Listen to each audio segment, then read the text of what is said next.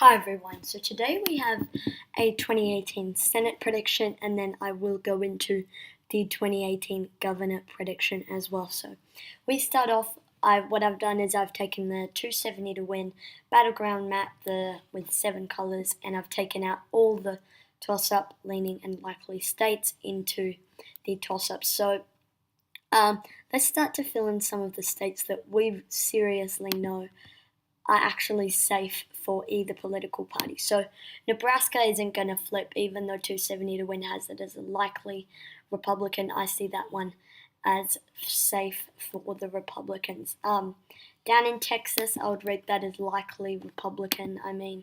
Beto O'Rourke is definitely trying, and I respect Beto O'Rourke. However, I just don't feel that his I don't know how to put it in words.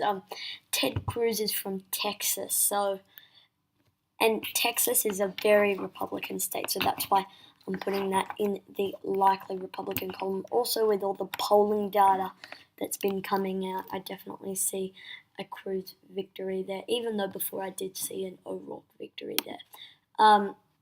So some likely Democratic states. So these are the states that have Democratic incumbents and are likely to go on and win re-election. So I see the entire Rust Belt, including New Jersey and Ohio, going to the Democrats. Now, I filled in a lot of states there, but my reasoning behind it is that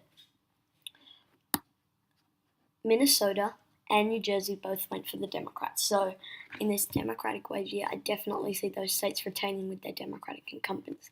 Now, the reason why I have Wisconsin, Michigan, Ohio, and Pennsylvania in likely is because Trump won the states. So that's sort of my reasoning.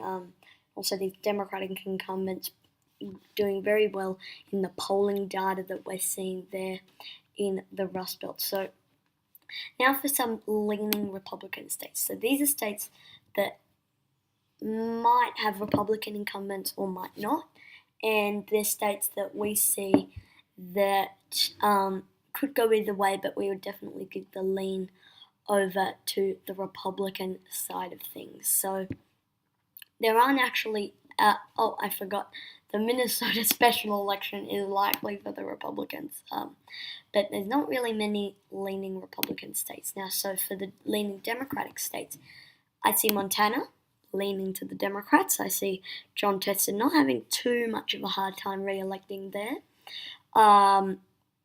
With the new polling data coming out of Indiana, I'm not saying that I would necessarily trust that poll, but with a 12-point lead for Mr. Donnelly, and he's also pretty much over the 50% mark, I could see that one staying with Donnelly. In West Virginia, Joe Manchin, pretty popular incumbent for West Virginia. I see him going on and winning re-election.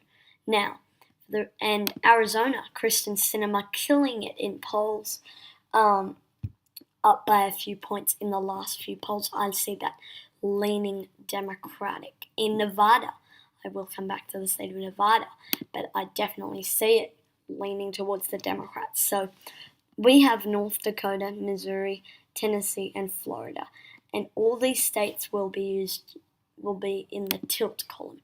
So if North Dakota was to go to the Democrats, it would be like that, and if Tennessee was to go to the Republicans, it would look like that. So you can take out North Dakota and Tennessee, and this is where really deep analysis will happen with these 4 states. So we're going to start off with Florida. So I'm going to call this one for Mr. Nelson. Now, many people see Rick Scott winning, and I understand the argument of why Rick Scott might win in a state like Florida.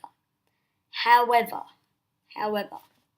you need to understand that Florida is a swing state, and even though it was a swing state, and even though it was Republican wave years, and even though they had a so-called good candidate, being Rick Scott, on the ballot, he was only able to win in 2014 by 1 point in his governor election. And 2014 was where Republicans should have smashed Democrats, and they did. but not necessarily in the Florida gubernatorial race. In 2016, we see Donald Trump winning the state of Florida. In 2012, we see a narrow Obama victory. So, that's why I'm calling the state of Florida for Bill Nelson.